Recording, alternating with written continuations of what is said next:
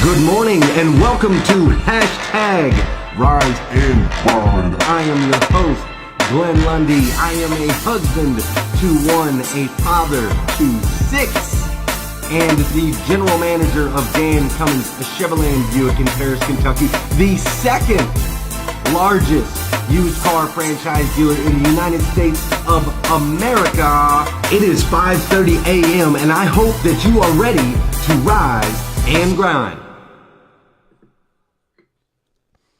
Good morning.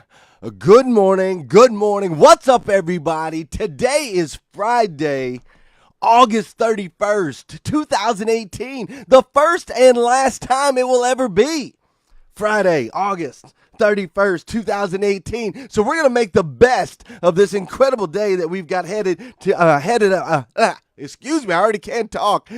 of us today. I probably am already tripping over my words because I'm super excited about the guests that we've got on Hashtag Rise and Grind this morning. We've got my man, David Villa. Now, I got to tell you, this guy is a true, and I mean a true rise and grind machine. We're talking the president.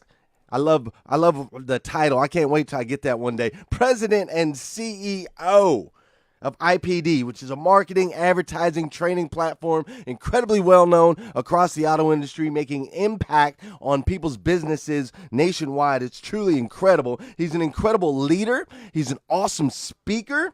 He's the host of his own show. He's got a show called Auto Dealer Live. They've been doing for years, which is just amazing. But I'm talking best-selling author, Forbes contributor, and did I mention on Sundays, this guy's in the church out there as a pastor, helping spread the good news and the good words. So most importantly, on top of all that, this is somebody I truly consider a friend, even though him and I haven't had the ability to spend a lot of time together out there in what they call the real world, social media-wise. We've done a lot of stuff together, a lot of different interviews. So I'm excited for him to join us today. I'm going to bring him on in just a second. Before I do that, I do want to give you guys a quick update. I know you've been watching, and I got challenged to sell 31 new Chevy Silverados in 3 days.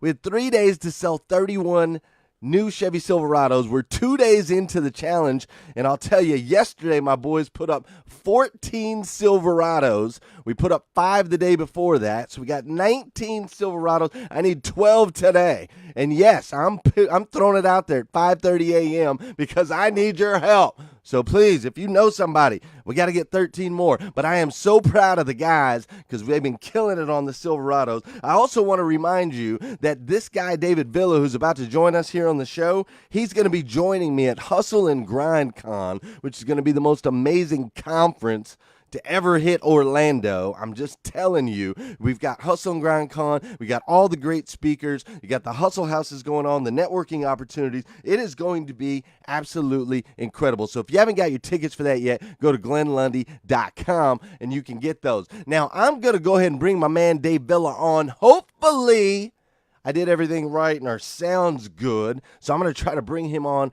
right now so you guys can meet him. Let's see what happens. My man, Mr. David Villa, how are you, sir?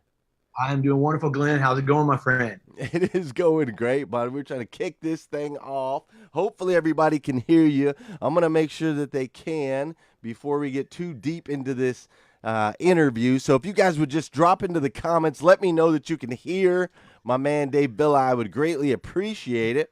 And as soon as I know you can hear him, then we'll continue to move on. What's up, dude? Look at that beautiful setup you've got behind you, man. My wife calls it, thank you, man. My wife calls it Sanford and Son. She says I can't have anything else in here. That's awesome. That is great. Okay, looks like people are telling me they can hear you, so I love to hear that. So here's what we're going to do. We good. Everybody says we good. All right, Dave, here's what we got to do. Every morning, we got to kick this show off right. So everybody knows what we got to do first, and that is we simply got to dance, bro. You ready to do some dancing? I'm ready. All right, man, we're going to throw the music in there. Music should be playing. Hold up. I can't hear it. I need to be able to hear it so I can get on. Oh, almost broke it. Did you hear that? Wow, that was crazy. All right, music should be playing. Hold on. Sorry, that was weird, man. It's like reverberating all the way through my thing. Oh, yes, the music's on. All right, we got music. All right, we got music. Good morning, everybody. This is the part of the show where what I need you to do is I need you to go and hit that share button because we need to get this out there. The best thing that we can do is maybe change the way someone starts their day. We believe that here in hashtag Rise and Grind. So hit that share. You never know where it's going to land. And we're going to get this thing rocking and rolling. Get that energy level up as we do a little chair dance. And look, I got my man Dave Villa over there chair dancing. That's what I'm talking about. He's dancing in Tampa, baby. That is the stuff. You guys say good morning to each other. Say good morning to my man, Mr. David Villa. And I'm going to say good morning to a few of you before we get this thing off. Dave, we got all kinds of people in here. Good morning, Lisa Marie Kennedy. She's down in Florida too, I believe. I got to double check on that. Good morning, Beth Workman and Jay Heidemann. What's up, Ben St. Hours? It's so much of a pleasure to see you. Good morning, Teresa Vance and Stephen Jones, Gail Beecraft, Archie, Andrea. Everybody's up in here. Ann's in here. Mark Miller's in here. My man Mike Brockway, Carrie Osborne. How are you? How are you? How are you? What's up, Sterling Leach? Sterling Leach was a superhero yesterday in an incredible video that we did. All right, Dave. So we got the music. I think we got the energy right. Everything's good. Everybody can hear you. I'm going to go ahead and kill this. Boom. And now it's just me and you, bro. It's just me and you and about, I don't know, 60 other people at 5:30 in the morning, right? Dave, talk to me a little bit, man. We are Rise and Grinders, man, right? You're a Rise and Grinder. You got all kinds of things going on. Tell me real quick. I always start every show. I tell people I am a husband to 1, a father to 6, going on 7 now. General manager, I'm a host, and I'm an author. I like to write. Those are my 5 things. Who are you? Well, first of all, thank you, man, for having me on. And who needs coffee? Come on, man, I thought Starbucks wasn't open and I was going to be in trouble. But, man, I literally am completely fired up with that monologue. Thank you for having me on. And who am I? I mean, my profile, I put on all my social media, I put it in this order: Christ follower, husband, father, and then everything else. And so that's the order. I am who I am in any way, shape, or form because of him. And then my wife, married 25 years. Nice. Yes, sir. And that is all to her credit right there, my friend. And we got married. She was 17 years old. I was about 20. And then I'm a father, 3 kids. I'm actually started really young with everything. So my youngest is about to graduate from high school. My other 2, one's married and one just graduated from college. So we're kind of going to be empty nesters at a young age. And so and men just and just doing all types of things in business. But that's who I am with respect to, I guess, the profile. Right. Well, that's awesome, man. Yeah, empty nesters early. Golly, I'm doing the exact opposite of that, Dave. Exact opposite. I'm filling the house right now. Hey, listen, that's a whole nother level of hustle and grind right there, man. You are 7, you said? Yeah, we're going on 7. She's due in November. Man, congratulations, brother. That's awesome. Thank you, man. Thank you. Here, let me ask you a question this morning. All right. Now, we all have different kind of morning routines. I have a video, the 5 things that I have to do every single day that change my life and in order to be successful. And so I know all successful people tend to have a great morning routine. What does your morning routine typically look like? I get up. I usually get up around 5, and that's typically about the time I get up. My wife's an early riser. She gets up and she works out and does that. I get up and the first thing I do is grab my phone and get into the Word. It's the very first thing I do. Now, I've been in church my whole life, and I haven't always done that. That's a discipline that I've, over the last, probably the last several years, have built as a habit. And then I get into the Word. I get into some devotions. I start writing a little bit, and I do that first thing. I literally keep my phone right there by my bed, and I grab it and I do it. So I don't have any distractions. I don't even trust myself to get out of bed to go and grab it to get it done. I do it first thing while I'm laying there before I get up, and I spend a good amount of time doing that. Sometimes I get kind of caught up in that. And then when I get up, and obviously I'm getting ready, and then I hit Starbucks. I tell, it's interesting you say morning routine, because I think that every successful person will tell you that that's a discipline. Whatever they do in the morning, that's a discipline that they had to tackle in their life to get to the level of whatever they consider successful. Because if you wait until you get in to the office to get your mind right, too late. So it's very important. My mornings are sacred to me, and I've got to get. Somebody said one time, I might have heard it on your show. I don't know. I heard this in the last year, that waiting for, you lay there sometimes. If you wait for till you feel motivated to get up, you won't get up. It's not a feeling. I think that it's a discipline. Yeah, 100%. It is a discipline, and I like using that. I like you using that word, because I think sometimes people hear the word discipline and they think of it, negatively. But for me, myself, it wasn't until I was able to apply discipline in my life, get myself into a structured environment. It wasn't until then that I was able to really start to progress. I don't like to say achieve levels of success, because I'm definitely not done yet. I haven't reached my success threshold. But just getting to those next levels on my way, it comes from discipline and routine. So I absolutely love that word. So that's great, man. First thing in the morning, you're jumping right into the word, feeding the mind with all kinds of positive stuff, right? I mean, how can your day go wrong at that point? I mean, really? Yeah, it can't. And, it's interesting. And the biggest reason we don't do that, it's the talent and the potential are there in a lot of people. I don't think you're even considering getting into the game of a progression in life, right? No matter what it is that you do, if you're not talented or if you don't have potential. But I always say that talent doesn't matter. Potential won't cut it. It takes that getting up, getting dressed, getting in the game. And so I think procrastination is probably the thing that, that caused me to not do those things for so long in my life. I didn't want it bad enough to kill procrastination. Mm-hmm. Procrastination is your worst enemy dressed like your best friend. It's like that. It's like I used to walk with procrastination. He used to talk to me, put his arm around me. Hey, what's up, man? And it felt comfortable, like my friend, but it was my worst enemy. And I had to kill procrastination and make the determination that I was going to see a change, because the definition of an insanity, to do the same thing over and over, expect a different return. But yet I did it day after day, month after month, and then relied on talent to bail me out.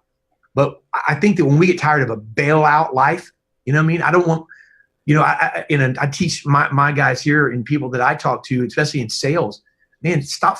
Don't you want to not fight? Don't you want to not make it from the position of your back against the wall? Okay, you've proven you could fight when your back's against the wall.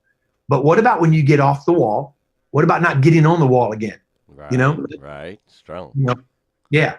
Listen, so we have that innate ability, right, to fight with our backs against the wall. But I don't want to make a living that way. I don't want to make a living with my back against the wall. Yeah. I want to put the procrastination back against the wall. That's awesome, man. I love that. Just kill procrastination.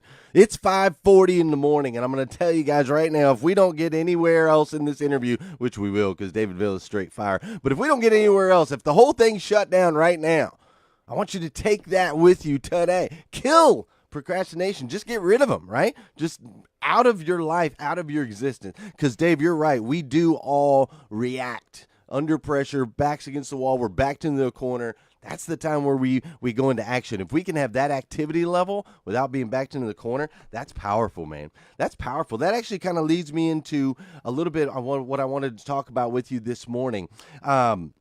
there's like a big movement. It almost seems like the auto industry as a whole got backed into a corner, right? Over the years of just kind of people getting berated and not being necessarily treated right, and customers got sick of the way things were going and the way they were getting treated, and we've got these massive companies that are disruptors that are coming in and trying to do all this stuff. And so I am personally noticing like a movement within this industry, right? And I know all my rise and grinders, only about actually in my group, only about 20% of the rise and grind group is in the auto industry. But I feel like the auto industry impacts the planet, right? Like it impacts so many different industries and sales in general. But I'm noticing a movement with people in the auto industry, people in sales. Why do you think that's happening now? Why does it seem like everybody's starting to fight back? Yeah, great point. With the auto industry, I got to be very transparent with you. You know, even though I host a show on automotive every week, and every week we talk about that and we interview, and I shouldn't be surprised, but I got to be transparent. I'm a little pleasantly surprised of what's happened in the last year, meaning that it's almost like when something lights on fire, when a dry field lights on fire. You know, I remember the cartoon with the cartoon a few years ago with the Cave family. I can't remember the Crunks or what is it, but something like that. I just remember. What is it? The Crudes. The Crudes. I remember the little kid that got his pants lit on fire, right, and came running through the field, and it caught everything on fire. I think that's kind of what's happened, and I for one, almost embarrassed to say, underestimated it. Pleasantly surprised that I was wrong or not completely right. I love it. And I think what happened, man, is the industry disruptors underestimated the passion and the hearts of the people in the auto industry. And I think that you know, the one thing you can replace tech. Now, I've always told people that I've hired over the years, because we actually serve auto dealers. And I've always told, even on the vendor side, people that have come in, stock brokers and pharmaceutical sales reps, and said, hey, I can do this. I was successful. And I tried to tell those individuals that this is a unique industry. And I think that what we're seeing are this industry, the passion and the individuals that love it rise up, rise and grind, right? Rise up and they're doing something for the industry that they love. So it's almost like a movement. And I'm so incredibly impressed by the people that are in the industry. And I think the auto disruptors, you can have all the technology in the world. You know, you could have all the bells and whistles in the world, but if you don't capture the one thing that this industry's always had, in my opinion, the heart, the passion, the it factor, it doesn't really matter. It will fall flat. And a lot of those disruptors, you know, are finding that out. Yep. And so I'm impressed, man, and thoroughly impressed. So I think this industry, I feel so much optimism about this industry moving forward because of what's going on. And it's incredible to watch. Dude, I am 100% with you. I mean, it's car guys. Car guys are relentless, right? Car guys are designed naturally. Like, it's in our nature to work 16-hour days. It's in our nature to work on weekends, work on holidays. It's in our nature to ask for the close. It's in our nature to just persist and follow up and follow through and get after it. It's in our nature to risk it all every day, right? We could go to work and not make $1. Like, it's in our nature. And so that passion is now coming through in such a powerful, influential way. I love it, man. It's really, really fun. And I'm with you. I'm surprised because it's an industry that has been broken for a really long time. And I think the spark, like you said, is these guys kind of coming in. They're coming in and they stirred things up, and we're like, wait a minute, hold on. This is our turf. This is our turf. This is what we do. And so it's really neat to be a part of it. I think that I've read lots of books. You know, they say part of the reason Bill Gates and those guys had their success was the timing. You know, Bill Gates just happened to have access to a computer, and computer technology was new, and he was the right age. He was 19, 20 at the time. And so I feel like we're the right age, the right time, and we're witnessing something, monumental. And I want to reach out to, or not reach out, but I want to thank you for helping lead the charge as far as you've had your show, Auto Dealer Live, and recognizing people in the auto industry, bringing guys on like me. And the first show I ever did was with you, and it was with you, Tony with the keys, and Shaka Dyson. I think Sean Hayes was maybe on there, and it was really, really neat. And I just love that you do that for the industry, and you highlight the people in the industry, because that's what I think a lot of these guys forgot, is that this is not just about selling cars. It's about a certain people, a breed, a type. You know what I'm saying? So thank you for all that you do, man, to support this industry. I truly appreciate it. What is your fuel, Dave? What fuels you, man? Why do you give so much? I mean, you've got your company, right? You've got your beautiful family. You're spending Sundays giving at the church. You're writing books. You're writing blogs. You're sharing stuff for Forbes. You're doing your show. Why, man? What is fueling you to do all this stuff? Yeah, people in a calling. Short answer. Because you have some history and some understanding, obviously, with ministry world and things like that. Well. So a lot of my family were preachers and ministers. So, I mean, I actually chased the full-time ministry at a younger age and didn't realize, fought actually against the business side of things. And really for a long time, kind of pushed that away and pursued what I thought was the right way to do ministry. What little did I know that really the right way for me was God had a marketplace idea, impacting more people, but yet with the same message. And so when I had an identity crisis for a long time, trying to figure that part out. And so now I see God doing things that only he can do. But what fuels me really is the same thing that fueled me even with that purpose and that pursuit, and that's people. I just want to see people better. And sometimes, I'm sure you get this a lot too, Glenn. How do you do this? Or man, you're always fired up, or are you always this way? No. Sometimes I get ready to get out of bed and I want to roll back over and call in sick on myself. If I'd be a liar if I told you that I always wanted to. Right. So I think that what motivates me and what gets me up are the responsibilities and so forth. But what motivates them, the responsibilities and the disciplines, are ultimately the it factor, which is people. I just want to see people around me. I want to impact. I want my God, and I want my wife, and I want my kids, and I want my family, and I want my employees, and I want people around me to just have hope. And I want them to see that there's the ability to make a difference. And doesn't mean I want to take one of my salespeople sometime and push them out the window. You know what I mean? Right? It just means that ultimately when I come in, calm down, think about it, whatever, it's always back to the motive. And the motive is I believe as long as there's breath in them, in anyone, there's a chance. And I'm that person that's gonna just gonna try to get the coal off the diamond, man, as long as it's on there, because I want to see him shine. Oh, man, that's beautiful. That is beautiful, man. The people are the fuel, for sure. The people are the fuel. You and I are 100% connected as far as that goes. Dude, we are already over time on this show. It goes so stinking fast, man.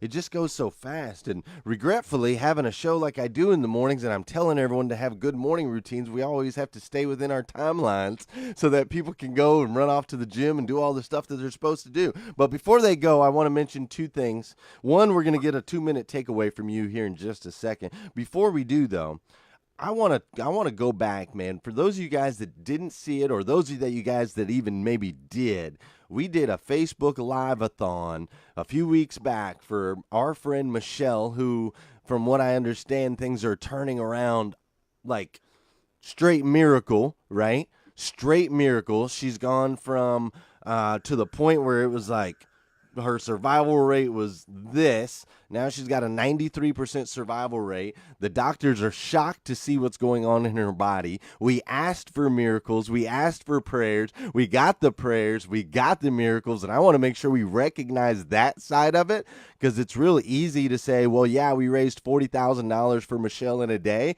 and that's cool. But what's so much more powerful is we raised thousands of prayers. I mean, literally for 24 hours. We had the attention of the Almighty, us, a bunch of crazy, passionate auto people. We had the attention of the Almighty God, and he brought that miracle to fruition. And I want to say, Dave, you popped on, man, unexpectedly, went live, made an incredible donation. That was awesome. But even more than that, you had your family centered around you. Invited us into your living room. You had your family sitting around, your daughter playing the piano. An incredible session. We got to praise Jesus, do some worship together. I was in tears, man. I was bathing my kids when your thing was on. So I was on my knees.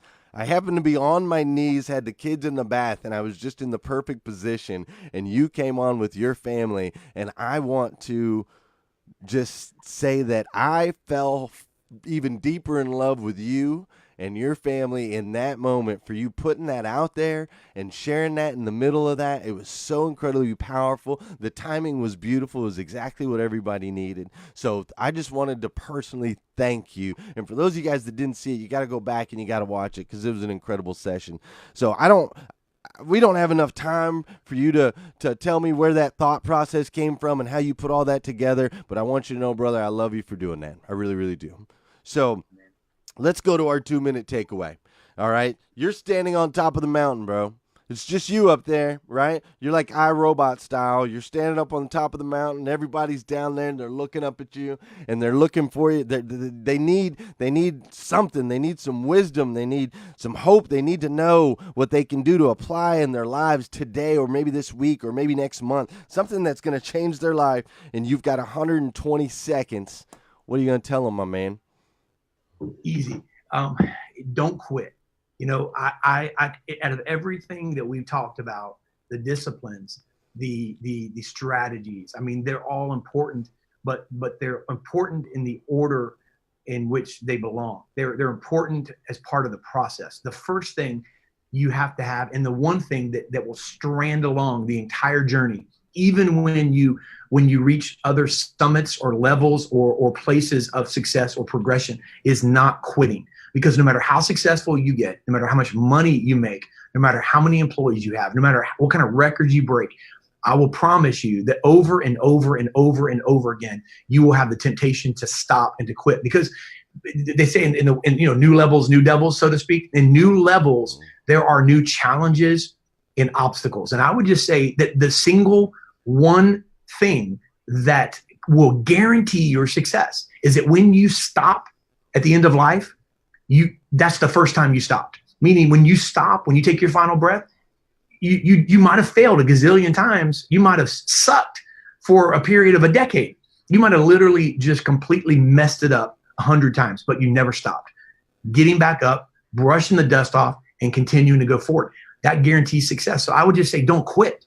You know, if you look at us and you're watching this, you're going, man, yeah, but I wish I was at the level of the plateau or wherever they are now. Maybe it's easier. It's not easier. It's not easier. It might be a position of influence, but I would just say, don't quit. Simple, easy, yet powerful and effective, right? That's usually how those things work, Don't quit. Easy to say, not always easy to do. Those other levels that you talked about, another level, another devil, man. There's so much truth in that. There is so much truth in that, Dave. I was on the phone with a literary agent, one of the top literary agents in the world, right? And she agreed to do my book, right? So I've got this book, and she agrees to do the book, and she basically told me straight up, she's like, I'm going to do the book. She's like, but I'm just telling you right now, like, it's kind of going to suck. And I'm like, what do you mean? She's not talking about the content of the book, but she's just like, you're a nobody is basically what she told me. She's like, you're a nobody. She deals with, Tony Robbins and, all these big players. And so I get off this call and I'm like beating myself up because I'm like, man, I really thought I was onto something. And she just knocked me down a peg. She humbled me. But the reality of the situation is I'd broke through to that next level. It was another level. And my first intention was I wanted to quit after getting off the phone with her. But luckily I have some people in my life that were able to breathe into me and say, hey, bro, the #1 literary agent in the world, she wants to do your book. She wants to do your book.